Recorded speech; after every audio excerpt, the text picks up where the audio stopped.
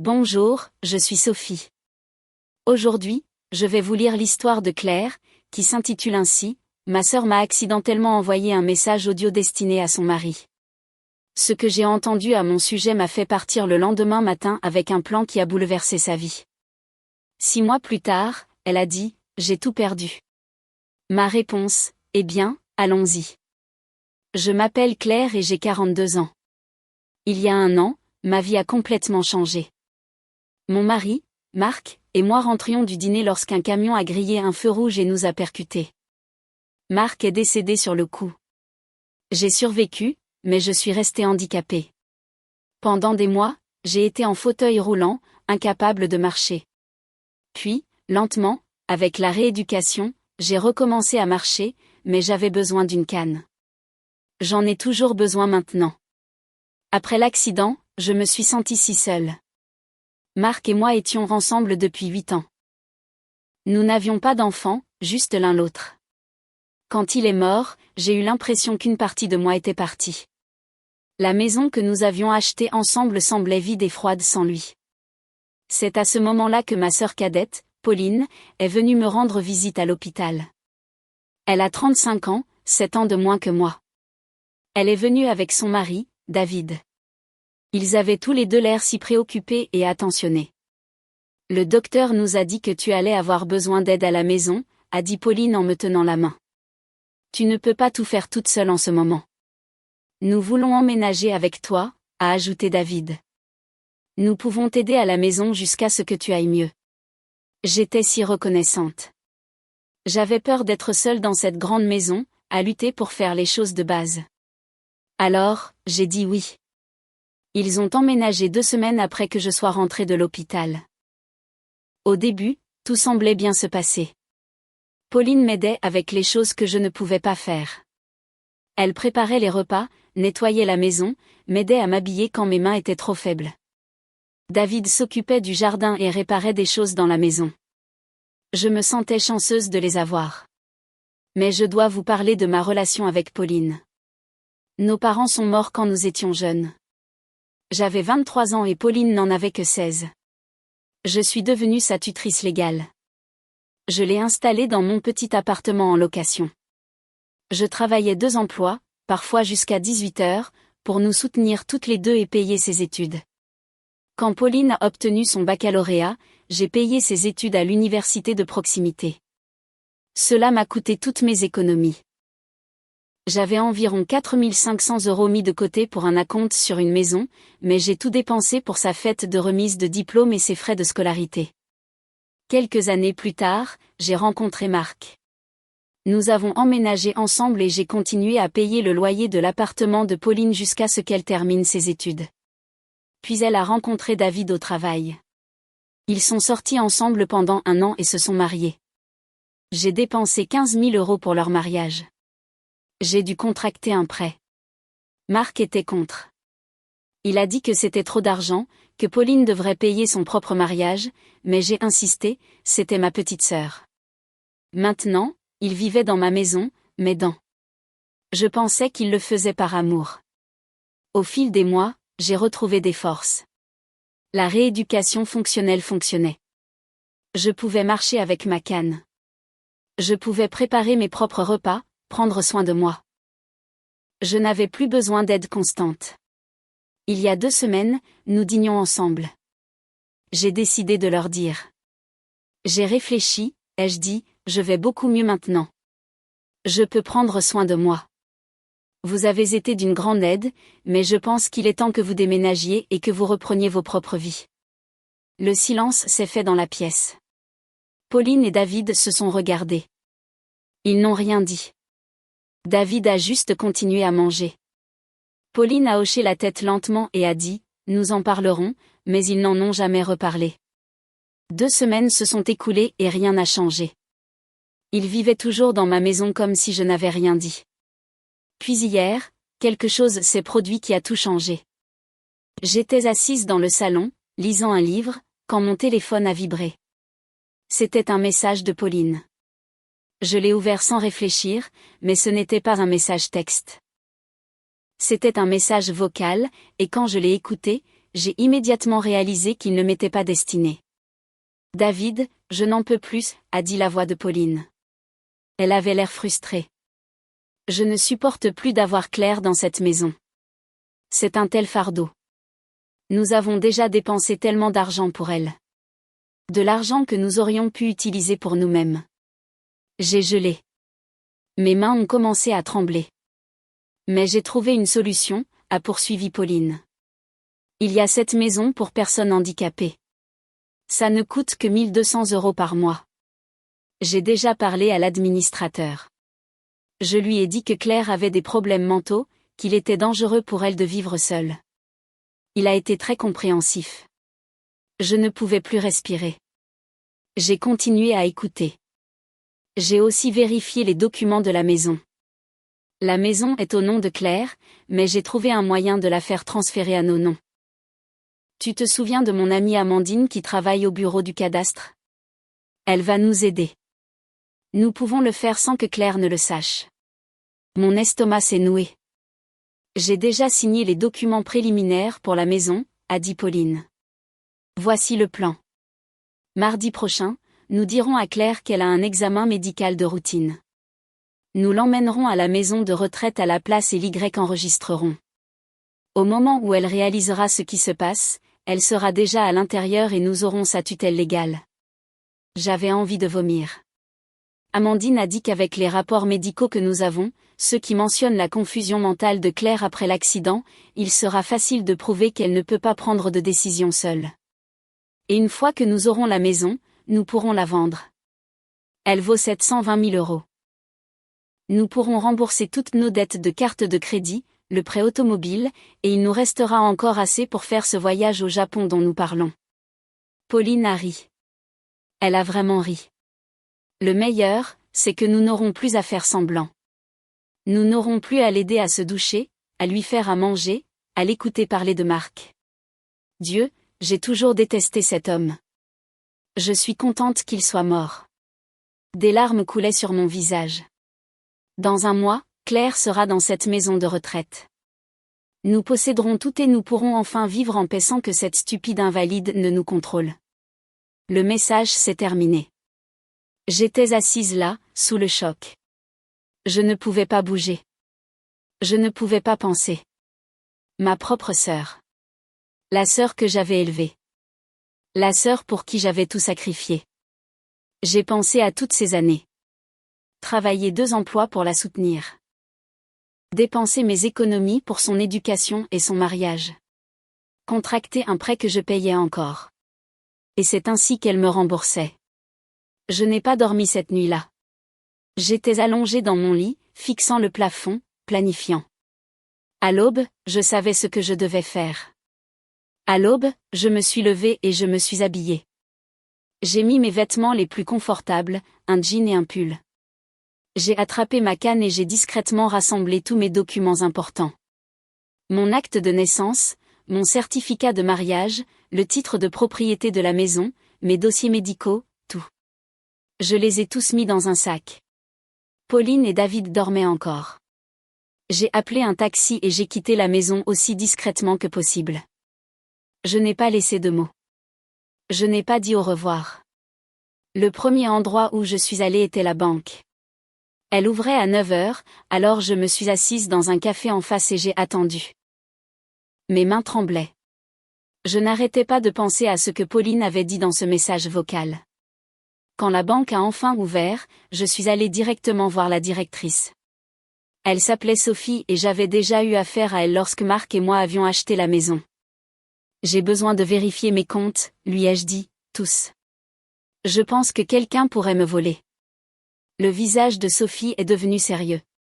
Elle m'a emmenée dans son bureau et a affiché mes comptes sur son ordinateur. Nous avons tout passé en revue ensemble, transaction par transaction. C'est là que je l'ai vue. Pauline avait pris de l'argent, beaucoup d'argent. Elle avait réussi à accéder à mon compte et transférait de l'argent sur son propre compte depuis des mois. Au total, elle avait pris environ 10 000 €. Comment est-ce possible, ai-je demandé. Je ne lui ai jamais donné la permission. Sophie a examiné les registres plus attentivement. Il semble qu'elle ait soumis un formulaire de procuration. Voyez, voici la signature. Elle m'a montré le document à l'écran. Ma signature y figurait, mais je n'avais jamais rien signé de tel. Ce n'est pas ma signature, ai-je dit. Elle l'a falsifiée. Je n'ai jamais signé cela. Je ne lui ai jamais donné la permission d'accéder à mon argent. Sophie a imprimé tous les relevés pour moi.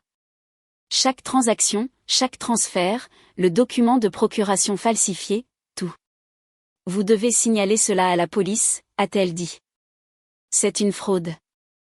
Je le ferai, ai-je dit, mais d'abord, je dois faire autre chose. J'ai quitté la banque et j'ai pris un taxi pour le bureau du cadastre.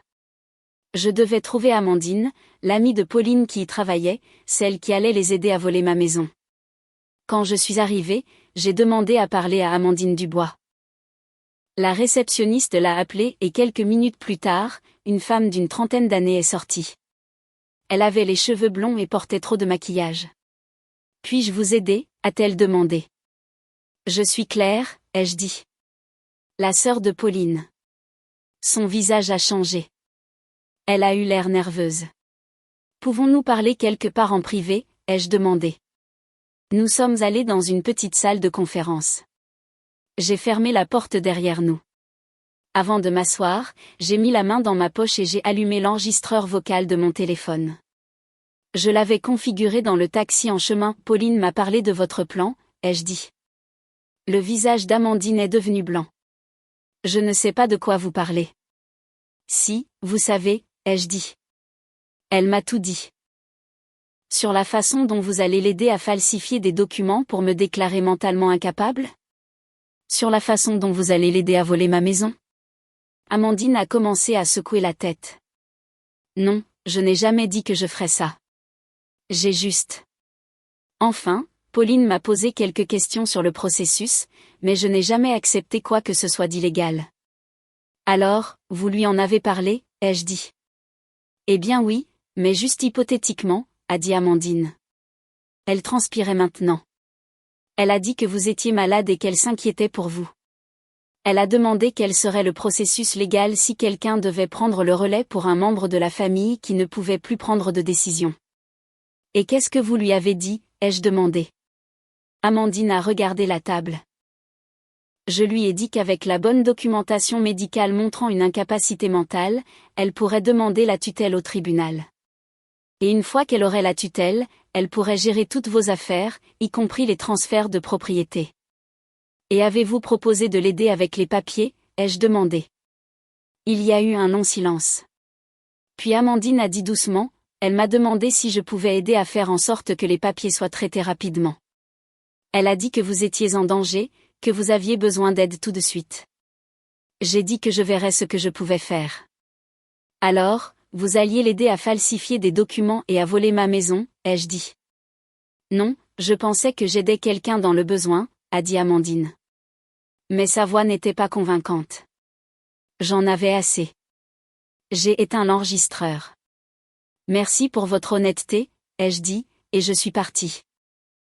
Ensuite, je suis allée voir un avocat. J'avais appelé une vieille amie ce matin-là, et elle m'avait recommandé quelqu'un. Son nom était Maître Dubois, et son cabinet était en centre-ville. Maître Dubois a écouté attentivement pendant que je lui racontais tout. Je lui ai fait écouter le message vocal de Pauline. Je lui ai montré les relevés bancaires montrant les documents falsifiés et l'argent volé. Je lui ai fait écouter l'enregistrement de ma conversation avec Amandine. Quand j'ai eu fini, il s'est appuyé sur sa chaise et a sifflé. « C'est grave » a-t-il dit. « Votre sœur et son mari prévoyaient de commettre plusieurs crimes. Fraude, falsification, vol, complot, et cette Amandine allait être une complice. Que pouvons-nous faire » ai-je demandé. « Nous allons à la police » a-t-il dit. « Tout de suite. Avec toutes ces preuves, ils devront enquêter. » Ma sœur ira-t-elle en prison, ai-je demandé. Maître Dubois m'a regardé attentivement. Éventuellement.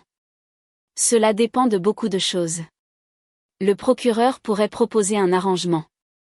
Mais oui, il y a de bonnes chances qu'elle fasse face à des accusations criminelles. J'ai pensé à Pauline, la petite fille que j'avais élevée, la sœur pour qui j'avais tout sacrifié.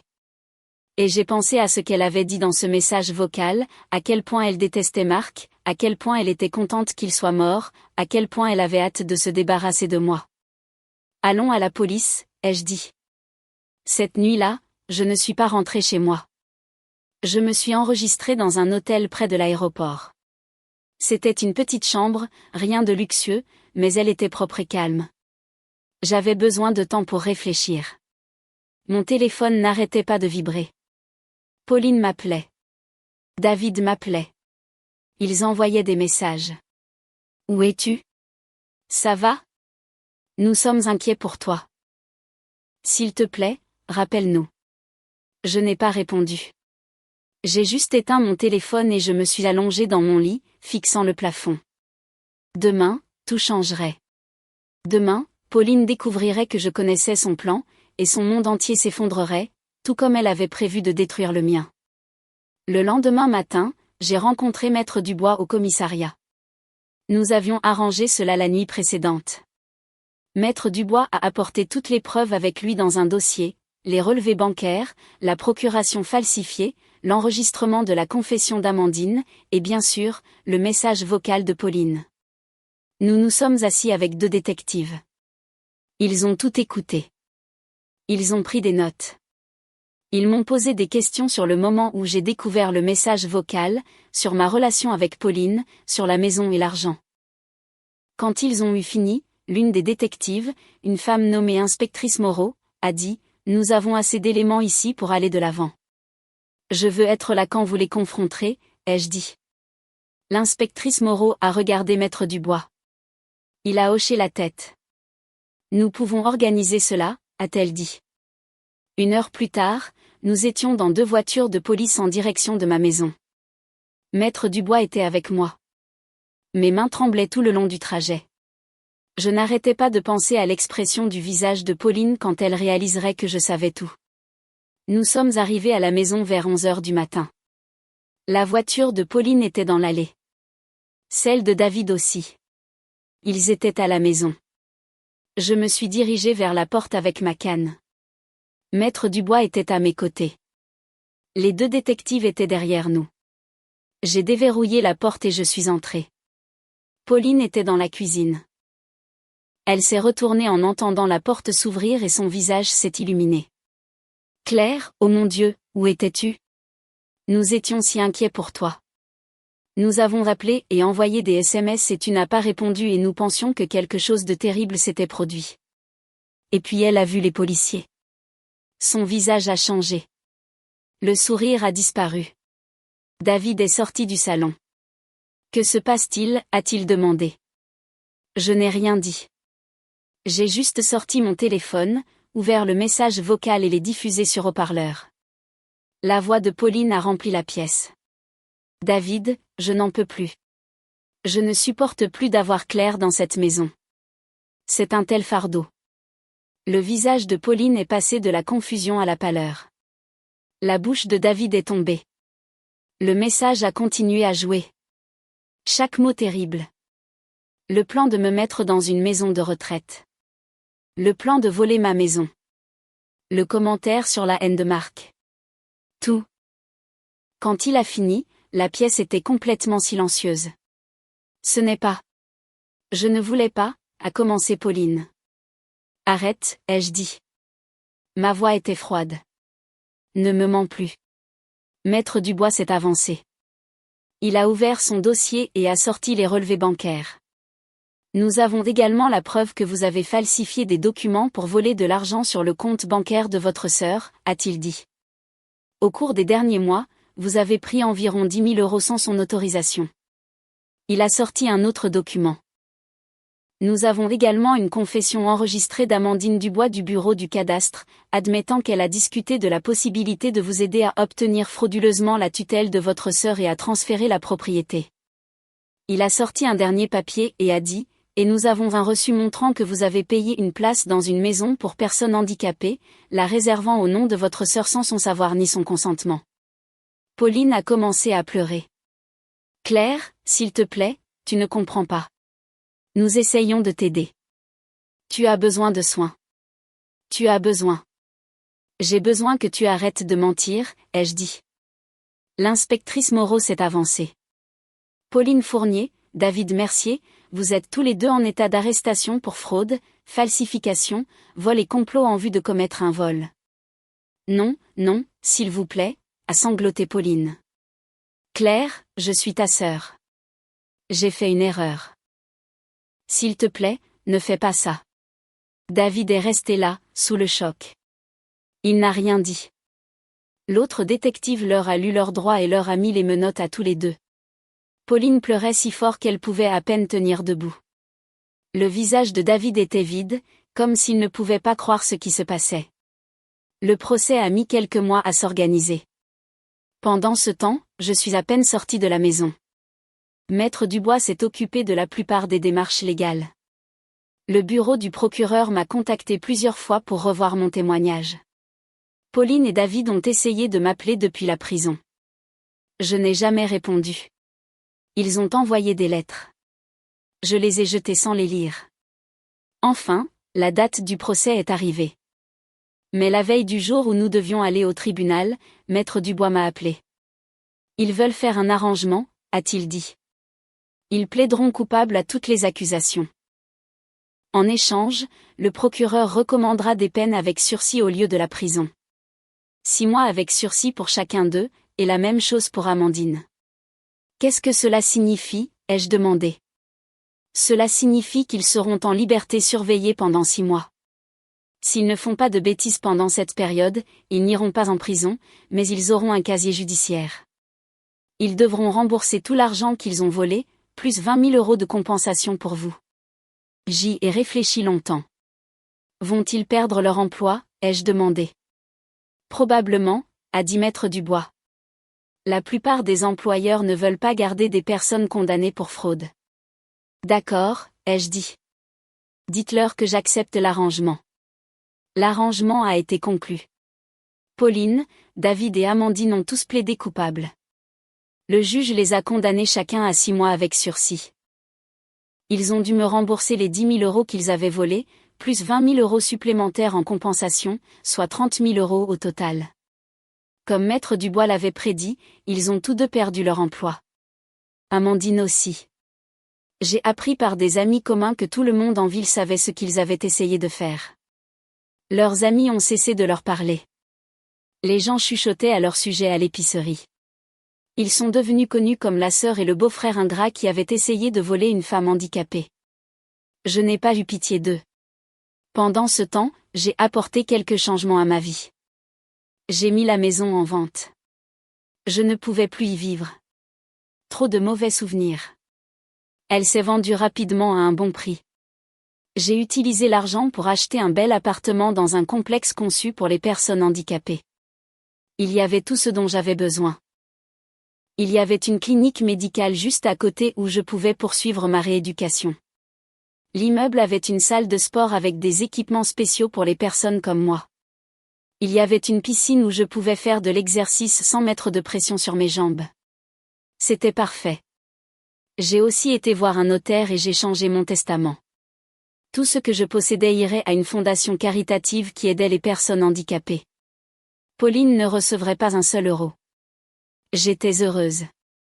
Pour la première fois depuis la mort de Marc, je me sentais de nouveau moi-même. La vie dans mon nouvel appartement était paisible. J'avais une routine maintenant. Chaque matin, je me réveillais, me faisais du café et faisais mes étirements. Puis je descendais à la salle de sport et faisais de l'exercice pendant 1 heure. Le kinésithérapeute de la clinique m'avait donné un programme spécifique à suivre, et je m'y tenais religieusement. Après ma séance d'entraînement, je peignais généralement pendant un certain temps. Je n'avais jamais peint avant l'accident, mais j'avais commencé à le faire pour occuper mon esprit. Je n'étais pas très bonne au début, mais je m'améliorais. Je peignais principalement des paysages, des scènes de ma mémoire de lieux que Marc et moi avions visités ensemble. L'après-midi, je faisais du bénévolat au centre communautaire. J'aidais d'autres personnes qui se remettaient de blessures ou apprenaient à vivre avec un handicap. Ça faisait du bien d'aider les gens, d'utiliser mon expérience pour quelque chose de positif. Je n'avais pas eu de nouvelles de Pauline ou de David pendant tous ces mois. Pas depuis le procès. Je ne savais pas où il vivait ni ce qu'il faisait. Je ne voulais pas savoir. En ce qui me concernait, c'étaient des étrangers. Puis un jour, environ 6 mois après la fin du procès, j'étais assise dans un petit café près de mon appartement. C'était un mardi après-midi et je lisais un livre en buvant du thé. Le café était calme, juste quelques autres personnes éparpillées. J'ai levé les yeux de mon livre et j'ai figé. Pauline se tenait près de l'entrée, me regardant. Elle avait l'air différente, plus mince. Ses cheveux étaient plus courts. Elle avait des cernes sous les yeux. Pendant un instant, nous nous sommes juste regardés. Puis elle s'est dirigée vers ma table. « Claire » a-t-elle dit. Sa voix était douce. « Puis-je m'asseoir » Je n'ai pas dit oui, mais je n'ai pas dit non non plus. Elle a tiré la chaise en face de moi et s'est assise. Nous sommes restés en silence pendant 1 minute. Je pouvais voir ses mains trembler. « Je t'ai vu par la fenêtre » a-t-elle finalement dit. Je ne te suivais pas ou quoi que ce soit. Je passais juste par là et je t'ai vu assise ici et j'ai pensé que c'était peut-être un signe que je devais te parler. Je n'ai pas répondu. Je l'ai juste regardé. Je voulais dire que je suis désolée, a-t-elle poursuivi. Je sais que ce n'est pas suffisant. Je sais que ce que j'ai fait était terrible, mais j'ai besoin que tu saches que je suis désolée. D'accord, ai-je dit. Ma voix semblait plate, même pour moi. J'ai tout perdu, a dit Pauline. Des larmes ont commencé à couler sur son visage. David et moi avons perdu nos emplois. Nous avons perdu notre appartement. Toutes les personnes que nous connaissons ne nous parlent plus. Nous avons dû déménager à 2 heures de distance juste pour échapper aux gens qui savaient ce que nous avions fait. Je travaille maintenant dans une station-service. David travaille dans un entrepôt.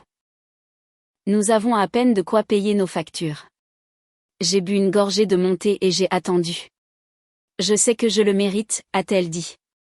Je sais que ce que j'ai fait était impardonnable. J'étais avide, égoïste et cruel. J'ai dit des choses terribles sur toi et sur Marc. J'ai essayé de te voler après tout ce que tu as fait pour moi. Elle s'est essuyé les yeux avec sa manche. J'y pense tous les jours, a-t-elle dit. À la façon dont tu m'as élevée après la mort de maman et papa. À la façon dont tu as travaillé 2 emplois pour payer mes études. À la façon dont tu as payé mon mariage. À la façon dont tu m'as toujours aidé chaque fois que j'avais besoin de quelque chose. Et je t'ai remboursé en essayant de te mettre dans une maison de retraite et de voler ta maison. Je n'ai toujours rien dit. Je ne m'attends pas à ce que tu me pardonnes, a dit Pauline. Je voulais juste que tu saches que je suis désolée, que je regrette ce que j'ai fait, que j'aimerais pouvoir tout effacer. J'ai posé mon livre et je l'ai regardé directement. Te souviens-tu de ce que tu as dit dans ce message vocal, ai-je demandé à propos de Marc. Tu as dit que tu l'avais toujours détesté. Tu as dit que tu étais contente qu'il soit mort. Je ne le pensais pas, a murmuré Pauline. J'étais en colère et frustrée et j'ai dit des choses terribles que je ne pensais pas. Oui, tu le pensais, ai-je dit. Peut-être pas la partie sur le fait d'être contente qu'il soit mort. Mais tu le détestais. Tu as toujours été jalouse de ma relation avec lui. Tu pensais qu'il m'avait éloignée de toi.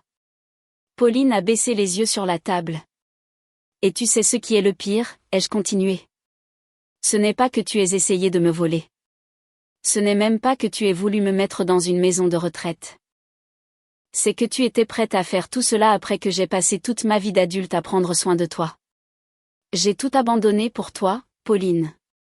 Et tu n'as même pas pu faire semblant de te soucier de moi pendant 1 année de plus. Je sais, a sangloté Pauline. Je sais, et je suis tellement désolée. J'ai fini mon thé et je me suis levée. J'ai pris ma canne. Je te pardonne, ai-je dit. Pauline m'a regardé, l'espoir dans les yeux. Mais je n'oublierai pas ce que tu as prévu de me faire, ai-je poursuivi. Et je ne veux plus jamais te revoir. Claire, s'il te plaît. Je suis sérieuse, Pauline, ai-je dit, je te pardonne ce que tu as fait. Je ne vais pas passer le reste de ma vie à être en colère à ce sujet. Mais le pardon ne signifie pas que je dois t'avoir dans ma vie. Tu as fait tes choix. Maintenant, tu dois vivre avec les conséquences. Je me suis retournée et je suis sortie du café. J'ai entendu Pauline pleurer derrière moi, mais je n'ai pas regardé en arrière. C'était il y a 6 mois. Je n'ai ni vu ni entendu Pauline depuis. Je ne sais pas ce qu'elle fait maintenant. Je ne sais pas si elle et David sont toujours ensemble. Je ne sais pas où ils vivent ni comment ils vont. Et honnêtement, je m'en fiche. Ma vie est bonne maintenant. Mieux qu'elle ne l'a été depuis longtemps. Je marche sans ma canne la plupart du temps maintenant. Je ne l'utilise que quand je suis fatiguée ou quand je vais rester debout longtemps. La rééducation a fonctionné. Je ne suis pas complètement revenue à la normale, mais j'en suis proche.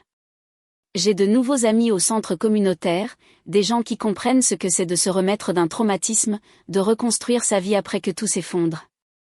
Nous nous soutenons mutuellement. Nous célébrons les victoires des uns et des autres, aussi petites soient-elles.